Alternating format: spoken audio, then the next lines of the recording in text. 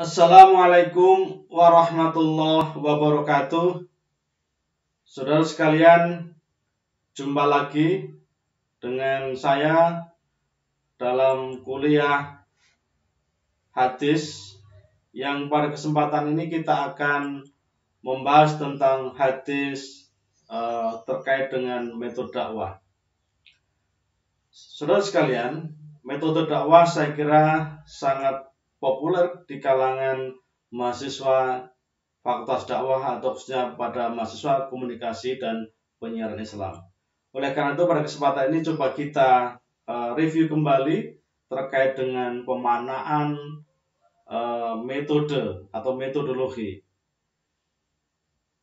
Secara etimologi, metode dakwah berasal dari kata metode.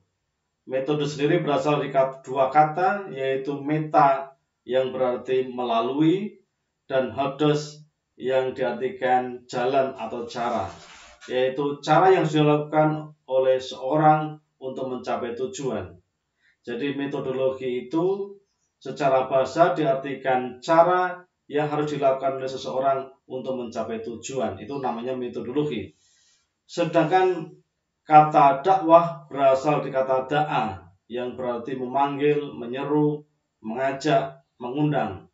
Dakwatun berarti di situ mengandung makna atau arti yaitu seruan, panggilan atau undangan.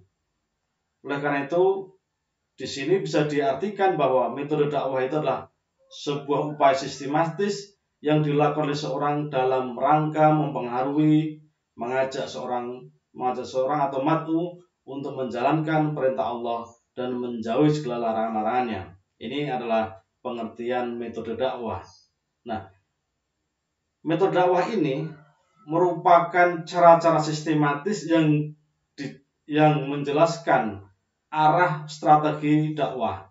Karena itu menjadi bagian dari strategi yang masih berupa konseptual. Maka metode dakwah itu bersifat lebih konkret dan praktis. Sedangkan tujuan dari metode dakwah tidak hanya untuk menunjang efektivitas dakwah, tapi juga dapat meminimalkan hambatan-hambatan terkait dengan dakwah. Istilah metode dakwah sebenarnya juga terungkap di dalam Al-Quran yang pada prinsipnya itu merujuk kepada Quran surat An-Nahl ayat 125 yang saya kira ini ayat ini sangat populer sekali. Yang di situ menyebutkan bahwa metode dakwah itu ada 3, yaitu dengan istilah al-hikmah, kemudian dengan istilah mauidul hasanah, dan juga dengan istilah jidal. Maka keduanya itu dikembangkan menjadi metode dan teknis sesuai dengan kebutuhan keperluan dakwah.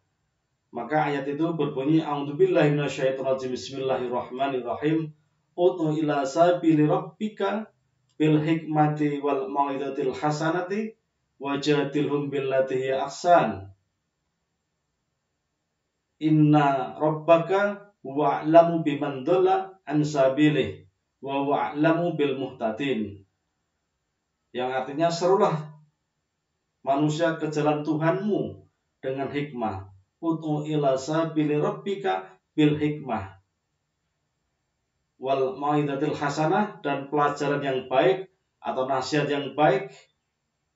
Wajadilhum billati ahsan, apabila ada persoalan maka berdialoglah atau berdebatlah dengan cara-cara yang baik. Inna rabbaka huwa a'lamu biman dhalla an sabilihi wa huwa a'lamu bil muhtadin. Sesungguhnya Tuhanmu dialah yang lebih mengetahui tentang siapa yang tersesat dari jalannya, dan dialah yang lebih mengetahui orang-orang yang mendapatkan petunjuk. Ini adalah ayat yang menjelaskan, yang sering dipakai para ahli untuk merumuskan metode dakwah ya.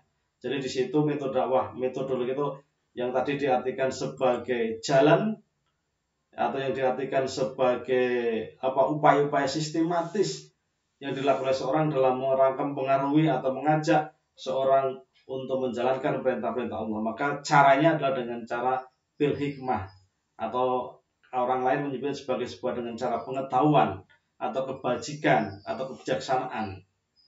Ini sering dipakai oleh beberapa ahli dalam merumuskan terkait dengan apa? Terkait dengan metodologi atau upaya-upaya yang sistematis tadi. Oleh karena itu, coba kita akan melihat di dalam hadisnya. Dalam hadis ada beberapa terkait dengan ini.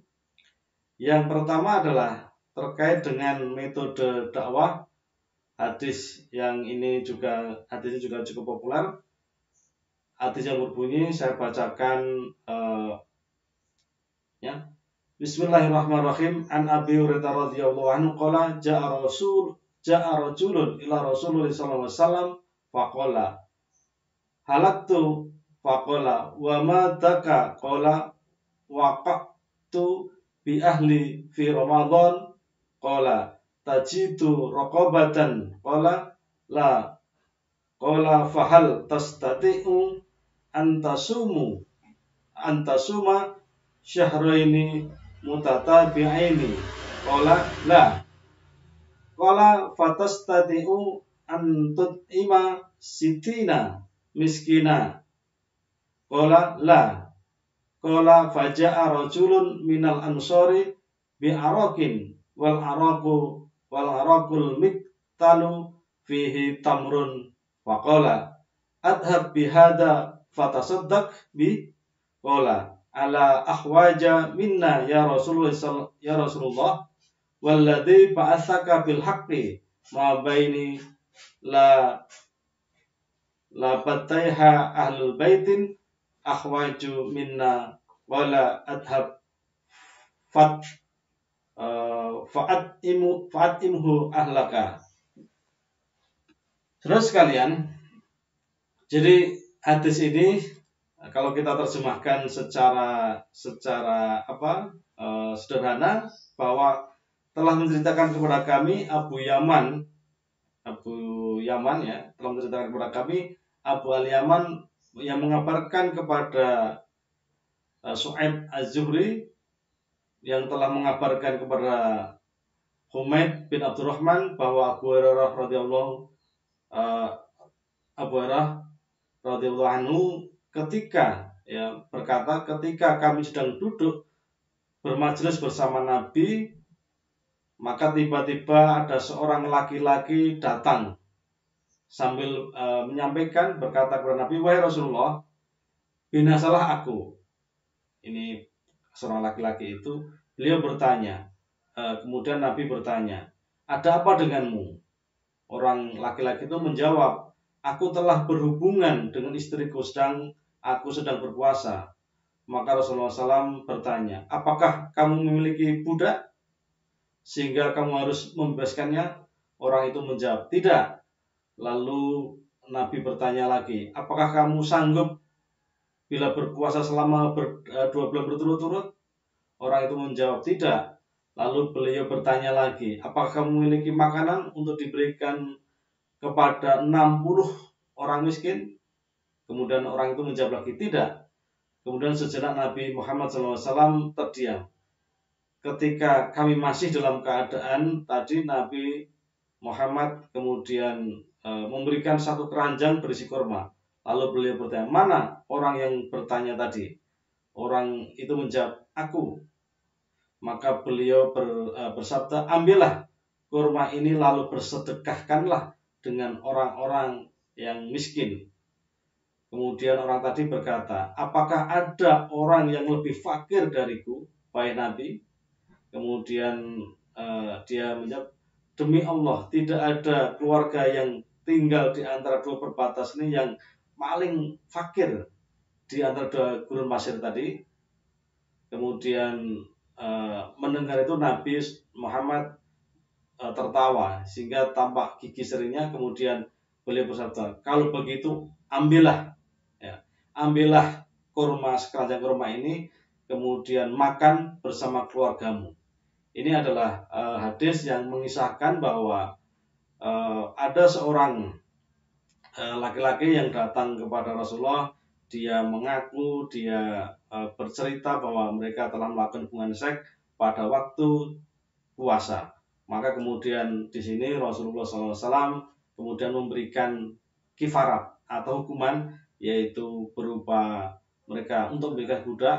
Yang kedua, kalau tidak mampu memberikan budak atau tidak punya budak, maka mereka harus berpuasa 2 bulan berturut-turut. Kalau mereka tidak mampu, mereka harus memberikan makanan, yaitu kepada 60 orang tadi, orang miskin tadi.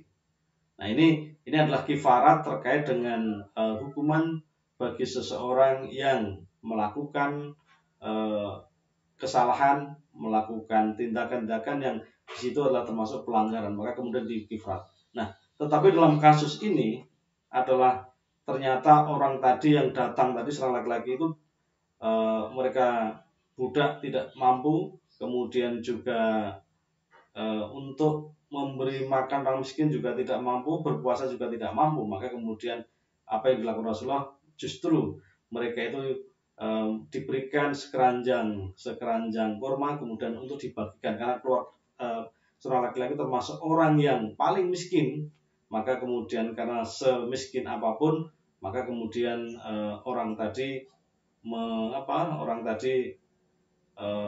sampai tidak mampu juga, dan dia termasuk orang yang termiskin di masyarakat itu, maka kemudian dia mengambil dan membagikan membagikan kurma itu untuk keluarganya. Saudara-saudara sekalian, apabila kita perhatikan di dalam hadis tadi, bahwa menjelaskan bahwa ada seorang yang dengan segala kejujurannya menghampiri Rasulullah, dan mereka bertanya tentang hukum yang harus dia tanggung karena telah melakukan kesalahan, telah melakukan tadi berupa hubungan seksual pada waktu puasa Ramadan. Nah, maka pemuda tadi dengan penuh kesadaran bahwa mereka telah melakukan pelanggaran. Nah, karena kesadaran itulah kemudian Rasulullah dengan kerendahan hati ya, tanpa mengabaikan syariat hukum, maka menjelaskan dengan tanpa mengabaikan kondisi sosial mat'unya tadi. Jadi mereka memahami kondisi mat'unya tadi, orang yang menjadi sasaran dakwah tadi. Kemudian dia bercerita pemuda terkait dengan itu, maka memutuskan hukuman yang paling tepat terkait dengan kondisi mat'u tersebut. Maka dalam hal ini Rasulullah SAW mengambil hukum yang paling ringan, mengingat kondisi sosial mat'u yang memang mengharuskan hal itu. Nah, dalam beberapa literatur bahwa seorang laki-laki itu bernama Sulaiman ibnu Sakhr al-Bayadi, ya. Adalah seorang laki-laki yang dalam hadis tersebut digambarkan sebagai mat'u yang memiliki ekonomi amat fakir, namun mereka memiliki komitmen untuk menjalankan agamanya itu. Ini gambaran, ya. Nah, pengakuan ketika ia melakukan pelanggaran terhadap hukum agama sesuai dengan ketentuan yang baku, maka orang yang berpuasa wajib diharamkan untuk melakukan persetubuhan dengan istrinya di siang hari. Nah, pelanggaran atas ketentuan hukum inilah seseorang muslim diwajibkan untuk memerdekakan seorang budak mukmin. Jika tidak sanggup, mereka harus alternatif berpuasa 2 bulan. Kalau mereka tidak sanggup lagi, maka alternatif memberi makanan 60 orang fakir miskin. Ini ditujukan kepada siapapun yang mereka adalah secara fisik mereka harus mampu melakukan itu. Itu adalah beberapa alternatif. Nah, dari ketiga alternatif hukuman tadi yang diberikan Nabi, maka orang tersebut mengaku tidak sanggup menjalannya. Nah, sebagai seorang dai yang mengerti betul situasi kondisi mat'unya yang dihadapi, Nabi bahkan berinisiatif untuk memberikan makanan kepadanya agar dapat dijadikan sebagai kafarat, sebagai hukuman. Namun demikian, di akhir pengakuannya itu mengatakan bahwa di wilayah itu tidak ada orang yang lebih fakir darinya. Maka keputusan yang diambil beliau adalah menyuruh orang tersebut untuk bersedekah makanan, yaitu pemberian yang beliau itu kepada keluarganya. Inilah yang disebutkan dengan bijaksana atau al-hikmah, metode al-hikmah yang digambarkan tadi. Begitu Nabi memperlakukan mat'u sebagai objek sasaran dakwahnya adalah ada beberapa alternatif, ya. Alternatif. Karena ini adalah mencari solusi yang saya kira mencari solusi yang terbaik, ya. Mencari solusi yang terbaik. Nah, maka pemahaman terhadap hadis tadi adalah akan mendorong pemikiran tentang pembenaran terhadap kemudahan di dalam syariat itu. Tapi bukan mempermudah ya. Jadi ini perlu kita pahami bahwa hadis tadi bukan mempermudah, tetapi adalah pembenaran terhadap kemudahan dalam hukum syariat Islam itu. Maka Islam adalah, karena apa? Karena Islam itu selalu memiliki aspek-aspek sosial yang lain ya, terkait dengan keimanan, yaitu ini terkait dengan doktrin-doktrin akidah, kepatuhan. Berarti di sini terkait dengan aturan-aturan yang ditetapkan dalam syariat. Dan yang ketiga adalah keteladanan. Jadi karena dalam aspek Islam itu selalu bicara selalu menekankan pada 3 hal, yaitu akidah, syariah, dan akhlak ya. Ini bagian yang terpenting dalam sebuah ajaran Islam itu. Akidah itu terkait dengan hal-hal yang menyangkut tentang doktrin-doktrin agama, keyakinan, keimanan itu. Yang kedua tentang aturan-aturan yang ditetapkan namanya syariat, dan yang ketiga adalah budi pekerti atau keteladanan atau yang disebut dengan akhlak. Nah, ini adalah salah satu inti ajaran yang saling terkait, ya, saling terkait. Maka ketika kita sebagai dai perlu merumuskan metode, seperti apa metode yang paling tepat kepada sasaran, kepada objek dai itu. Apa yang harus kita lakukan? Upaya-upaya sistematis apa yang harus kita lakukan? Maka ini ada dicontohkan oleh Nabi ketika menghadapi surat Mat'u yang kemampuannya itu, maka ada alternatif. Ketika memberikan hukuman pun juga ada beberapa alternatif. Ini saya kira penting untuk dipahami. Kemudian kita pahami yang hadis yang ketiga. Hadis yang ketiga adalah terkait dengan mau'idul hasanah ya. Jadi mau'idul hasanah ini ada hadis yang saya kira juga sudah amat dikenal. Ini saya bacakan. Hadatsana Abu Nu'mani qala hadatsana Abu Awana an Ziyadin Ilaqah qala sami'tu Jarir bin Abdullah yaqulu yauma matal Mughiratu nu Su'aibah qama fahamidallahu wa asna alaihi wa qala alaikum bittiqaillah wahdah la syarika lahu wal waqari was sakinati hatta ya'tikum amirun fa inna ma ya'tikum al-an thumma qala sta'fu li amirikum fa innahu kana yuhibbul afwa thumma qala amma ba'du fa inna ataitu nabiyyu sallallahu alaihi wasallam qultu qultu ubayyuka alal Islam fasyarata alayya wa nashi likulli muslimin fabayatuhu ala hada wa rabbi hada al masjidi inni lanasihun lakum thumma astaghfara wa nazala. Ini adalah hadis yang terkait dengan mau'idatul hasanah, yang kalau kita terjemahkan ini terdapat di hadis Bukhari 56.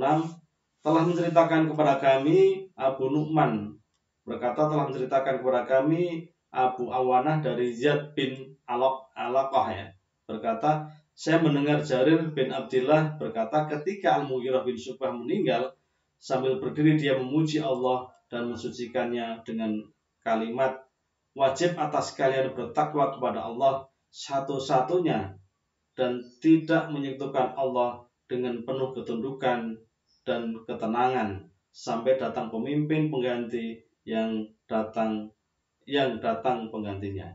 Jadi hadis ini ucapan dari Mughirah. Jadi di situ alaikum bittaqaillah wahdahu la syarikalah wal waqiri was sakinati hatta ya'tiyakum amiru fa inna ma ya'tikum al-an. Ini penting untuk ditekankan ya. Maka di sini suruh mintakanlah maaf kepada Allah Subhanahu wa taala buat pemimpin kalian ini, yaitu Mughirah yang dimaksudkan, karena dia suka memberi maaf. Lalu berkata, amma ba'du, sesungguhnya aku mendatangi Nabi sallallahu alaihi wasallam, kemudian aku berkata, aku membaiat engkau untuk Islam. Lalu Nabi Muhammad sallallahu alaihi wasallam memberi syarat dan menasihati kepada setiap muslim, maka aku membaiat beliau untuk perkara itu. dan demi pemilik masjid ini sesungguhnya aku selalu memberi nasihat kepada kalian. Kemudian dia beristighfar lalu turun dari mimbar. Saudara-saudara sekalian, jadi hadis ini mengisahkan bahwa ini seorang yang terkenal tadi namanya Syu'bah ya. Jadi Syu'bah itu ya, ketika mau meninggal ya, ketika Syu'bah meninggal karena mereka itu berdiri ketika meninggal dalam keadaan memuji Allah dan mensucikannya. Maka kemudian sebelum meninggal mereka berkata, wajib kepada orang-orang yang pada ada yang di sekitar itu, wajib atas kalian bertakwa kepada Allah satu-satunya dan tidak menyekutukan dengan penuh ketundukan, dengan ketenangan sampai datang pemimpin pengganti dan sekarang datang penggantinya. Ini maksudnya apa? Ini kita tekankan bahwa di sini menyangkut tentang nasihat mau'izatul hasanah.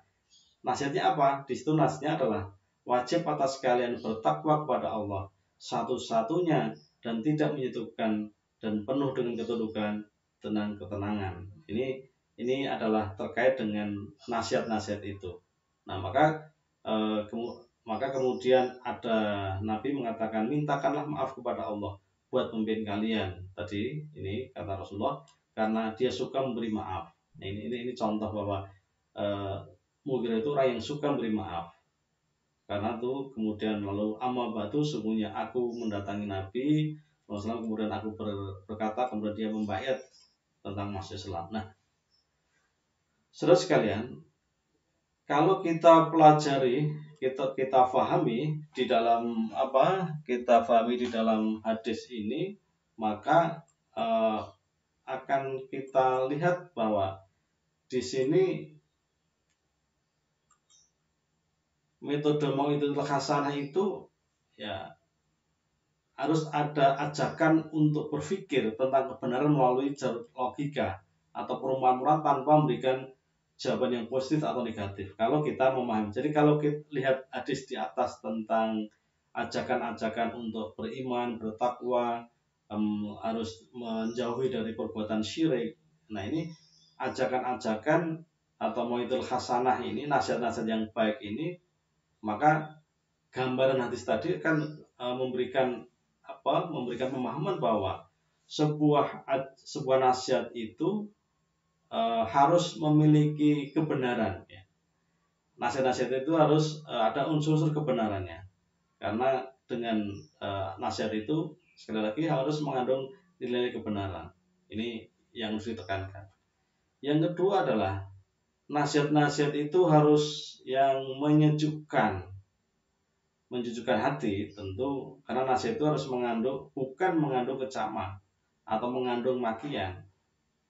Maka kalau kita lihat di dalam buku dakwahnya Al-Islam karya Rizik At-Tawil ya, mereka ada beberapa karakteristik nasihat yang baik itu di dalam dakwah. Maka dia memberikan gambaran bahwa dakwah nasihat yang baik itu atau yang dikatakan sebagai metode dakwah itu, maka nasihat-nasihat itu harus bernuansa yang lembut ya, harus lembut dan bernuansa pertemanan, sehingga di situ mau'izatul hasanah itu menghindari sikap-sikap yang kasar, harus menghindari sikap-sikap yang garang, ungkapan-ungkapan yang menyakitkan, kemudian menjauhi ucapan-ucapan yang memutarbalikkan atau mengganti semua cacian persangkaan itu dengan berpikir hal yang mengandung kebenaran. Ini terkait dengan maka seperti digambarkan tadi ketika Mughirah sebelum meninggal ada pesan-pesan. Nah, pesan-pesan itu betul mengandung kebenaran ya, karena mengandung kebenaran. Seperti tadi kan ajakan yang wajib atas kalian bertakwa kepada Allah satu-satunya dan tidak menyekutukannya. Mereka ketika beragama harus penuh dengan ketundukan, penuh dengan ketenangan. Itu bagian dari nasihat. Maka ketika nasihat-nasihat yang baik itulah kemudian diikuti oleh orang-orang yang kemudian mereka menyatakan baiat untuk memeluk Islam. Di hadis yang terakhir tadi, di situ karena melihat ajakan nasihat yang baik ya, yang baik dengan lemah lembut, dengan ketenangan, dengan rasa pertemanan, itulah kemudian ada beberapa teman mereka berbaiat untuk masuk Islam. karena kemudian mereka pun beristighfar. Ini adalah bagian dari mau'izatul hasanah.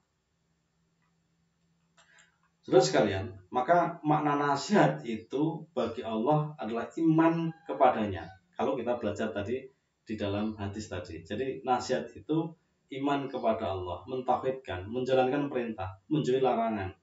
Begitu pula dengan nasihat-nasihat untuk kita pula adalah mentadabburkan. Ini nasihat, makna nasihat tadi, makna mau'izatul hasanah. Nasihat-nasihat atau suri tauladan itu maka bagi Allah itu adalah berupa iman kepadanya, mentauhidkan, menjalankan perintah serta menjauhi larangan-larangannya. Nah, ini terkait dengan makna daripada mau'izatul hasanah. Nah, adapun nasihat bagi Rasulullah itu beriman kepadanya dan kepada semua yang dibawa mengikuti beliau. Maka nasihat para pemimpin kaum muslimin tadi atau para khalifah itu adalah mengurus perkara kaum muslimin. Itu juga bagian dari nasihat. Jadi di sini ada perluasan makna ya. Tadi ada perluasan makna, yaitu nasihat Allah itu berarti keimanan, nasihatnya Rasulullah tadi berarti beriman kepadanya, kemudian mengikuti apa yang mereka jalankan oleh Rasul itu, kemudian juga nasihat untuk para pemimpin itu harus mengurus perkara-perkara muslim itu juga bagian dari nasihat. Nah, nasihat umum bagi kaum muslimin adalah selain para pemimpin yaitu adalah mencintai sesuatu, kemudian sebagaimana mereka mencintai diri sendiri, menunjukkan kepada maslahat mereka, mengajarkan agama diberi kepada mereka. Jadi di sini kalau nasihat Allah itu berupa keimanan, mentauhidkan, menjalankan perintah dan menjauhi larangan. Kemudian kalau nasihat Nabi tadi sekali lagi saya tekankan di sini yaitu beriman kepadanya, kemudian mengikuti apa yang telah ditempuh jalan itu oleh Rasul. Itu bagian nasihat. Kalau para pemimpin, nasihat itu berupa mengurus perkara-perkara kaum muslimin juga bagian nasihat. Tapi bagi kaum muslimin, nasihat itu wujudnya adalah mencintai sesama, kemudian mencintai sesama itu sebagaimana mencintai diri sendiri. Menunjukkan kepada kemaslahatan, mengajarkan agama, ini bagian dari nasihat-nasihat. Ini perluasan makna akan nasihat-nasihat itu. Nah, inilah yang perlu kita pahami bersama-sama. Saudara sekalian, kalau kita menginjak kepada hadis yang ketiga, jadi coba kita lihat pada hadis yang ketiga, yaitu tentang mujadalah hasanah. Mujadalah hasanah itu coba ada hadis yang saya kira saya bacakan matanya saja. Qala Rasulullah sallallahu alaihi wasallam ihtaja Adama wa Musa faqala Musa ya Adamu anta abuna. Jadi anta abuna hayatuna wa akhrajtuna minal jannah. Faqala lahu Adama anta Musa istafaqallahu bikalamihi wa hatallaka biyadihi atalumuni ala amrin qaddarallahu alayya qabla an yahluqani bi arba'ina sanatan. Faqala Nabi sallallahu alaihi wasallam fahajja Adam Musa. Terus kalian, hadis ini terkait dengan perdebatan ya. Jadi perdebatan Musa dengan Adam ya. Jadi ketika pada waktu itu Rasulullah SAW mereka bersabda bahwa Adam dan Musa itu saling berdebat ya. Ini pernyataan Musa ya. Wahai Adam, engkau adalah bapak kami. Jadi tadi di sini adalah wahai Adam ya. Jadi waqala ya Adam anta abuna. Jadi wahai Adam, engkaulah bapakku ya. Jadi di sini Adam engkaulah bapakku. Ini pernyataan dari Musa. Engkau telah mengecewakan kami dan kami mengeluarkan mengeluarkan kami dari surga karena dosamu. Ini. Kemudian Adam menjawab, wahai Musa, Allah telah memilihmu dengan kalamnya dan menulis Taurat untukmu dengan tangannya.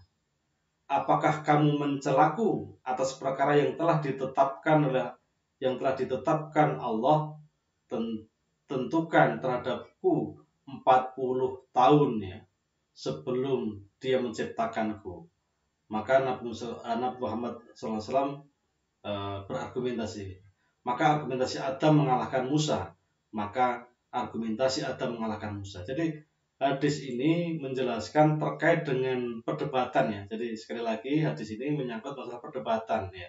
Apa yang diperdebatkan tadi terkait dengan nasibnya. Jadi tadi saya ulang lagi pernyataan Musa tadi adalah ya Adam anta abuna hayatana wa akhrajtana min jannah. Jadi engkau telah mengeluarkan kami dari surga. Karena apa? Karena dosamu kan begitu kan, dosanya Adam. Faqala lahu Adama, kemudian Adam menjawab, wahai Musa, anta Musa istafaka Allah. Ya, jadi engkau telah diberikan oleh Allah apa? Telah diberikan Allah tadi. Apa yang telah diberikan? Telah diberikan Allah itu tentang kalam, memilihmu, yaitu diberikan kalam ya, atau diberikan Taurat untukmu dengan tangannya. Apakah kamu mencelaku karena perkara yang telah ditentukan oleh Tuhan tadi? Maka kemudian mendengar perdebatan antara Musa dan Adam itu, kemudian apa yang dikatakan oleh Rasulullah adalah ihtaji ya. Jadi kata fahajja Adama Musa, fahajja Adama Musa. Jadi di situ diartikan ini maka argumentasi Adam mengalahkan Musa, maka argumentasi Adam mengalahkan Musa. Nah, saudara sekalian, apabila kita perhatikan dari beberapa pernyataan tadi, tentu di sini bisa kita ambil pemahaman bahwa hadis di atas menjelaskan tentang mujadalah itu harus dengan cara hasanah, yaitu sebagai dialog dengan demokratis atau diskusinya harus dengan demokratis. Jadi seperti dialog tadi antara Musa dan Adam. Kemudian Musa itu menuduh bahwa umat-umat setelah itu karena keluar dari surga itu karena dosanya Adam. Maka kemudian Adam menjawab bahwa ketika Nabi Musa dan umat-umat termasuk kita itu melihat bahwa ketika apa yang telah ditakdirkan Tuhan ya, ketika Nabi Adam itu ditakdirkan bahwa 40 tahun sebelum kita diciptakan itu sudah ditakdirkan oleh Tuhan bahwa memang manusia itu secara takdirnya mereka harus keluar dari surga itu. Nah, ini perdebatan. Maka kemudian apa yang diberikan jawaban-jawaban dari Nabi Adam tadi, Nabi Muhammad menjelaskan argumentasi Adam mengalahkan Musa, argumentasi Adam mengalahkan Nabi Adam mengalahkan Musa. Ini adalah bagian dari upaya-upaya untuk mengartikan bahwa ketika ada perdebatan-perdebatan itu harus dibangun dengan saling memahami, saling menguatkan antara satu dengan lain. Maka Muhammad Abduh dalam kitab Thariqud Dakwah Mujadalah atau diskusi dapat digunakan berdakwah, ada pada tingkatan kecerdasan pertengahan, ada tingkatan yang awam, ada tingkatan yang tinggi. Jadi di sini Abduh ketika memberikan tentang Thariqud Dakwah bahwa mujadalah atau perdebatan atau diskusi itu harus ada tingkatan-tingkatan kecerdasan yang berbeda-beda. Ada pertengahan, ada awam, ada yang tinggi. Maka ini harus kita lihat matnya seperti apa. Maka ini bagian dari metode. Ketika kita mengajak berpikir bagaimana matnya orang awam, matnya orang pertengahan, matnya orang yang cerdas, kecerdasan yang tinggi, maka ini juga perlu ada penetapan sebuah metode tersendiri. Sementara Arasi itu menjelaskan bahwa dakwah bil mujadalah billati yaksan itu adalah bertukar pikiran dengan cara yang terbaik dalam upaya menguat tentang kebenaran yang dapat dinilai kebenarannya secara utuh. Terutama ini menyangkut hubungan Islam ya. Ini dapat diaplikasikan dalam kehidupan dalam masyarakat. Maka di sini harus ada bertukar pikiran ya. Niat kita berdebat itu dalam rangka untuk saling sharing, bertukar pikiran, bukan saling menjatuhkan, bukan saling melemahkan. Nah, Saudara sekalian, kita masuki pada analisis. Dari ketiga hadis tadi, kalau kita analisis bahwa hikmah itu, kalau di dalam Al-Quran metode hikmah itu di dalam Al-Quran disebutkan sebanyak 20 kali dalam bentuk nakirah maupun makrifat, yang di situ dimaknai adalah sebagai bagian dari pengetahuan, ya, pengetahuan atau kebijaksanaan atau kebajikan.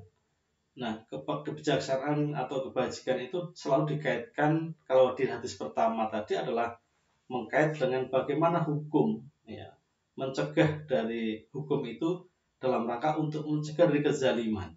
Maka perlu ada kebijaksanaan, maka perlu ada pengetahuan kepada mat'unya itu, ya. Jadi berdasarkan hadis di atas tadi, yang pertama tadi, bahwa metode hikmah itu sesungguhnya diartikan sebagai upaya hal yang mencegah, ya, mencegah hukuman itu diterapkan atau mencegah dari perbuatan kezaliman. Ini maka tugas seorang dakwah itu harus relevan ketika menjalankan dakwah. Itu harus melihat pemahaman, harus dibekali dengan pengetahuan ketika berhadapan dengan mat'unya tadi. Begitu juga Toha Yahya dalam beberapa kesempatan mereka menyampaikan bahwa hikmah itu selalu diartikan berpikir, karena ini menyangkut pengetahuan, berusaha menyusun, mengatur cara-cara sesuai dengan keadaan zaman atau keadaan mat'unya, dengan tidak bertentangan dengan larangan-larangan Tuhan ini. Maka itulah disebut dengan bijaksana maupun juga hikmah atau kebajikan. Jadi di sini hikmah selalu diartikan sebagai pengetahuan yang dikembangkan secara tepat sehingga menjadi sempurna. Maka al-hikmah itu, kata Toha Yahya, termanifestasikan dalam 4 hal, yaitu pertama kecakapan, kecermatan, kejernihan, dan ketajaman. Jadi di situ ada 4, ya. Ketika memahami matnu itu ada kecakapan, ada kecermatan, ada kejernihan, dan ketajaman dalam berpikir, dalam menghadapi mat'u ini. Nah, ini terkait dengan hikmah. Begitu juga ketika di Mau'idul Hasanah. Mau'idul Hasanah tadi kan dari kata wa'aza, ya'izu, wa'zan, izatan tadi, yang berarti nasihat, bimbingan, pendidikan, dan peringatan. Jadi yang dimaksudkan dengan Mau'idul Hasanah tadi adalah merupakan artinya merupakan nasihat-nasihat, bimbingan-bimbingan untuk melawan daripada kejahatan-kejahatan itu. Maka dikatakan Mau'idul Hasanah berarti nasihat-nasihat yang baik. Nah, seperti yang ditulis oleh An-Nasafi, maka di situ perkataan-perkataan itu tidak tersembunyi bagi mereka bahwa engkau memberikan nasihat itu menghendaki manfaat dari Al-Quran tadi. Jadi di situ nasihat-nasihat itu selalu bersumber pada Al-Quran. Ini kata Nasafi. Jadi nasihat-nasihat itu bersumber dari Al-Quran. Kalau Bilali Abdul Hamid Al-Bilal, mereka mengatakan bahwa Mau'idul Hasanah itu adalah salah satu manhaj, ya, sebuah metode dalam bentuk untuk mengajak ke jalan Allah dengan memberikan nasihat atau bimbingan, ya, dengan lemah lembut mereka mau berbuat baik. Sehingga pemahaman ini saya kira sangat luas, sangat sangat banyak perspektif. Maka di situ, maka yang terpenting di situ dari ketiga pandangan tadi, maka Mau'idul Hasanah itu adalah ajakan untuk berpikir tentang kebenaran melalui jalur logika, melalui jalur akal pemikiran. Ini yang saya kira yang terpenting. Sehingga di situ ada tertanam dalam jiwa manusia. Jadi tertanam jiwa tentang nasihat-nasihat itu. Nah, oleh karena itu, kemudian yang ketiga tadi, mujadalah tadi adalah mujadalah billati ahsan, adalah sebagai suatu bentuk metode dakwah dengan tujuan memberikan jawaban terhadap persoalan-persoalan yang diajukan oleh mat'u, sehingga mereka memahami persoalan itu secara mendalam tanpa menyinggung perasaannya. Maka pada kasus di atas tadi, Rasulullah sebagai dai menerima pertanyaan-pertanyaan seorang mat'u yang membagikan, menginginkan mendalam amal-amal yang utama, maka kemudian selalu dikatakan dikatakan itu sebagai bagian dari dialog yang demokratis. Maka sampai Nabi menyampaikan, ya, argumentasi Adam mengalahkan Musa. Jadi ketika Musa ini agak emosional, agak menuntut, itu kemudian dijelaskan secara logis, dijelaskan dengan pendekatan teologis. Karena tadi jawaban dari Nabi Adam bahwa uh, Allah telah ketika dijelaskan bahwa Musa kan diberikan kalam, Musa kan diberikan Taurat, dan keputusan Nabi untuk menghukum Nabi Adam yang di surga kemudian ke dunia ini kan sudah menjadi takdir. Nah, di sini artinya apa? Ada istilah kalam, ada istilah Taurat, kitab suci, kemudian di situ ada takdir. Maka kita belajar tentang kalam, kalam percakapan, ilmu pengetahuan, kita belajar tentang Taurat, kitab suci, dan juga di situ ada hal yang tidak kalah penting, di situ adalah bicara tentang takdir. Telah ditakdirkan sebelum 40 tahun sebelum penciptaan Adam dan manusia pada dunia itu adalah sudah ditetapkan oleh Allah. Nah, inilah sesungguhnya ketika kita bicara itu ya kita bicara kalam, kita bicara tentang kitab suci, tapi semua nanti akan kita kembalikan kepada keputusan Allah Subhanahu wa taala. Inilah bagian dari dialog. Saudara-saudara sekalian, saya kira ini beberapa hal hadis yang bisa kita sampaikan pada kesempatan ini. Mudah-mudahan ini memberikan pemahaman kita terkait dengan metode dakwah.